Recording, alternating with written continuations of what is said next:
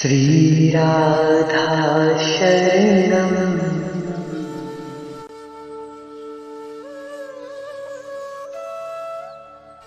महर्षि सांडिल्य का कुल परिचय। सृष्टिकर्ता भगवान ब्रह्मा के मानस पुत्रों में हैं महर्षि अंगिरा। वे सृष्टा के अंगारोद्भव अंश स्वयं प्रधान अग्नि हैं। अतः उनके वंश में उत्पन्न ब्राह्मणों में प्रचंड तेज प्रशय पाता रहा है। भारत तिब्बत सीमा के अल्मोड़ा जिले के अंतिम ग्राम मिलम से लगभग 15 मील दूर ऊंचाई पर है सूर्यकुंड। वहां से प्राय 3 मील ऊपर सांडिल्य कुंड है। इसके चतुर्दिक 2 मील के क्षेत्र में कोई पशु पक्षी नहीं है। इस हिम क्षेत्र में मलमूत्र या कफ भी अगर कोई पशु भी डाले तो भी ओरले पड़ने लगते हैं, वर्षा होने लगती है और जब तक वह गंदगी धुल न जाए होती ही रहती है। वही महर्षि सांडिल्य का स्थान है। तप्त ताम्रवर्ण प्रलंबकाय विशाल बाहु अरुणाम दीर्घ दृढ़ उन्नत नासिका भाल श्वेत केश श्रमस्व होने पर भी स्वस्थ सुगठित काय महर्षि सांडिल्य ने स्वयं अपने संबंध में पूछने पर महाराज परीक्षित को सुनाया। भगवान सहस्त्रशीर्षा अनंत के द्वारा उपदिष्ट शाश्वत संहित पांचरात्रागम का मैं प्रचार्य प्रतिष्ठाता हूँ और चतुर्व्यूहात्मक परम पुरुष पुरुषोत्तम ही मेरे आराध्य हैं। ऊर्ध्व पुंड्रांकित भाल तुलसी कंठमाल शुभ बसन उन वैष्णवों के परमाचार्य ने सुनाया।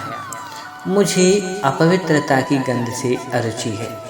मैंने अपनी तपोभूमि को कोस मात्र चतुर्दिक पवित्र रखने की नित्य व्यवस्था का विधान किया तो इंद्र ने भी इसे अपनी सेवा मानकर सादर स्वीकार कर लिया। हिमगिरी का वह एकांत निर्जन प्रदेश मुझे प्रिय है। मुझे बहुत बुरा लगा जब सृष्टिकर्ता ने पौरोहित्य करने को मुझसे कहा। पौरोहित्य भी ब्राह्मणों में से किसी वेदज्ञ तपस्वी का नहीं, किसी राजा या सामान्य क्षत्रिय का भी नहीं, बल्कि गोपों का। मैं कदाचित ही कभी क्रोध कर पाता हूँ। भक्ति सूत्र के कर्ता को, पांचरात्र के प्रतिष्ठाता को प्राणी मात्र में अपने आराध्य के दर्शन ना हो तो किसी होंगे, किंतु उस दिन मैं अपने क्षोभ को रोक नहीं पा रहा था। सृष्टिकर्ता हैं तो क्या समझते हैं कि उनको शाप देने वाला कोई समर्थ है ही नहीं। वत्स, अपनी उत्तेजना शांत करके मेरी बात सुन लो। भगवान ब्रह्मा सर्वज्ञ हैं। ऐसा ना भी होता तो भी उनके लिए अनुमान करना कठिन नहीं था। अवश्य उत्तेजना से मेरे दर्द अरुण हो उठे होंगे और मुख पर आवेश स्पष्ट होगा।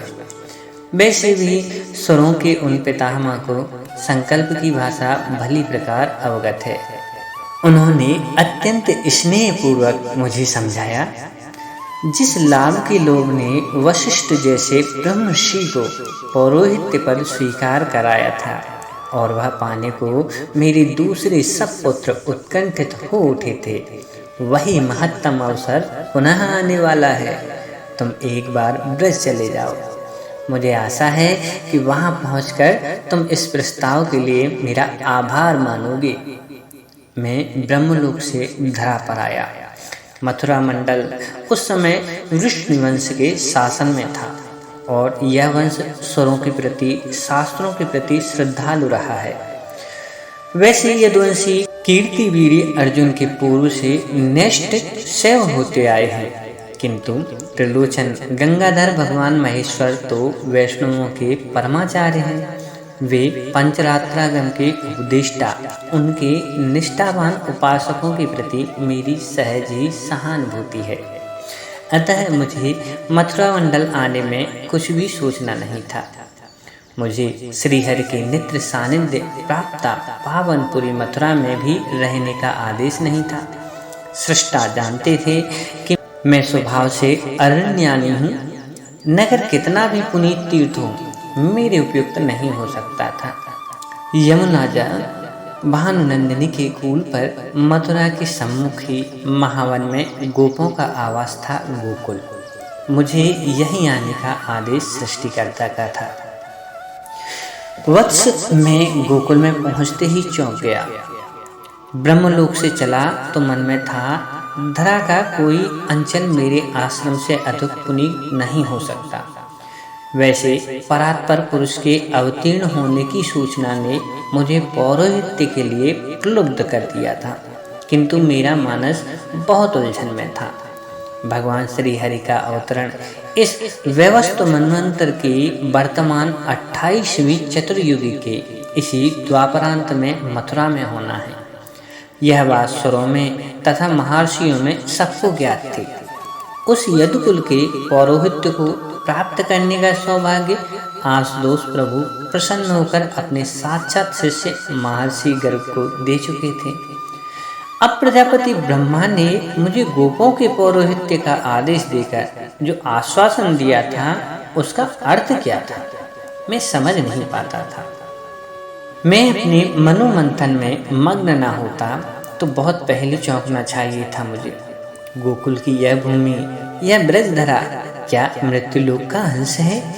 यह अणु अणु में अपूर्व चिन्मय भाव, मैं कब तक वहीं समाधिस्थ बैठा रहा मुझे स्मरण नहीं। मेरे अपने हिमगिरी के तपोवन की तो मुझे स्मृति ही कहाँ से आती।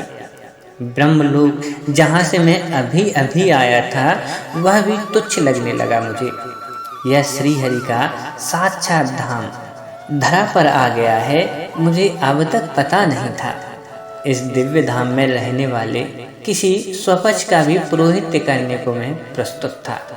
मुझे तो गोपनायक के पुरोहित्य का आदेश दिया गया था। परीक्षित, तुम सम्राट हो, तुमने भूमि के दूसरे उत्तम स्थान तथा तीर्थ भी देखे हैं और अब ब्रज में आ गए हो।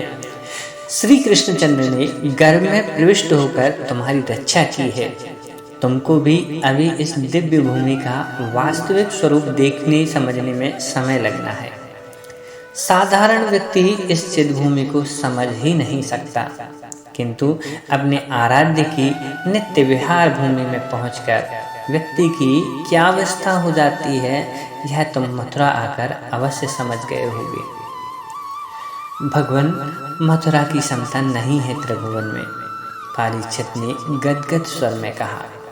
यह सृष्टि के भाल का सौभाग्य बिंदु है। तुम सत्य कहते हो सम्राट। महर्षि शांडिल्य भी भाव विभोर थे, किंतु तुम जब ब्रजधरा की वास्तविकता समझ पाओगे तो जान सकोगे कि मथुरा श्री हरि का श्री विग्रह है और उसमें वृंदावन का हृदय है। मैं गोकुल के पार्श्व में पहुंच गया था। वहां के तृण, तरु, लताएं, पक्षी, पशु, पिपीलिका तक जहां दृष्टि पड़ती थी पद वहीं रुक जाते थे। मेरी अवस्था ऐसी थी जैसे कोई किसी दुर्गंधित स्थान का निवासी सहसा पुष्पित सुर कानन में पहुंच जाए और एक एक पल की सुर भी उसे अपने समीप ही खड़े रहने का आग्रह करती प्रतीत हो। मुझे गोकुल में सामान्य बनने में समय लगा। मैंने कई दिन केवल फलाहार किया और यमुना किनारे ध्यानस्थ बैठा रहा। इस दिव्य धरा के किसी भी मानव निवासी तक पहुंचने के लिए आवश्यक था कि मेरा चित्त इस दिव्यता को सहन करके सामान्य व्यवहार में सक्षम हो जाए। मैंने जब अपने को किसी प्रकार व्यवहार के उपयुक्त कर बहिर्मुख कर लिया तो गोकुल के गोपावास में पहुंचा। गोप जाति में अनेक सहज स्वाभाविक सद्गुण हैं, यह अब मैं जानता हूँ। यह अत्यंत श्रद्धालु, सूर, सहानुभूतिपूर्ण तथा उदार जाति है। स्नेह तथा सुदृढ़ संगठन इनके रक्त में ही बसता है। गौ सेवा ने इनका अन्यंतर बाह्य परम पवित्र कर रखा है और इस सेवा के श्रम ने सुदृढ़ शरीर, सबल स्वास्थ्य, सहज जीवन इन्हें प्रसाद प्रदान किया है। वेद, ब्राह्मण, सुर, साधु और गायों के प्रति इतनी श्रद्धा, सम्मान, सेवा, तत्परता मुझे अत्यंत सुनने को भी नहीं मिली थी। यहाँ का सौंदर्य जैसे स्वर्ग में भी सुदुर्लभ है। वैसे ही यहाँ का निश्चल सहज संबंधपूर्ण व्यवहार भी अन्यत्र अलभ्य है। मुझे देखते ही गोपों ने हाथों का काम छोड़ा और दौड़ पड़े। गोप नायक पर्जन्य ने सम्मुख आकर भूमि में लेटकर प्रणिपात किया, ले जाकर आसन दिया, आदर पूर्वक और सविधि इस प्रकार पूजन में लग गए कि मैं स्वयं अपने आराध्य की इतनी श्रद्धा, इतनी सावधानी, इतनी विधि से अर्चना यदा कदा ही कर पाता हूँ।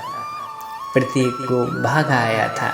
वन में भी यह सुनते ही कि गोकुल में कोई ऋषि आए हैं, उन्होंने एक दूसरे को हाँक लगाकर बुला लिया। गोवर्षने हाथ शीघ्रता में धोए गए थे। वृद्धा, युवती और बालिकाएं सब गोपियां सिमट आई थीं। शिशुओं तक को मेरे चरणों में रखा उन्होंने। सबको मेरे पैरों पर मस्तक रखना था और सब कुछ न कुछ उपहार लेकर आए थे। उसी दिन सांडिल्य को इतनी गायें और वृषभ मिले कि उनकी गणना करना कठिन था। इतने उपहार कि उससे कोई राजप्रसाद भी भर जाए। कितने वस्त्र, कंबल, मृगचर्म तथा अन्य स्वर्ण की राशि, मैं केवल चकित देखता रह गया।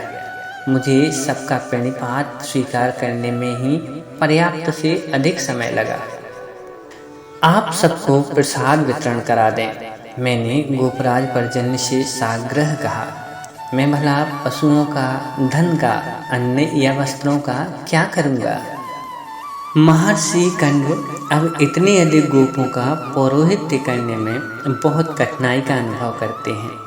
सभी स्त्री पुरुष हाथ जोड़े खड़े थे।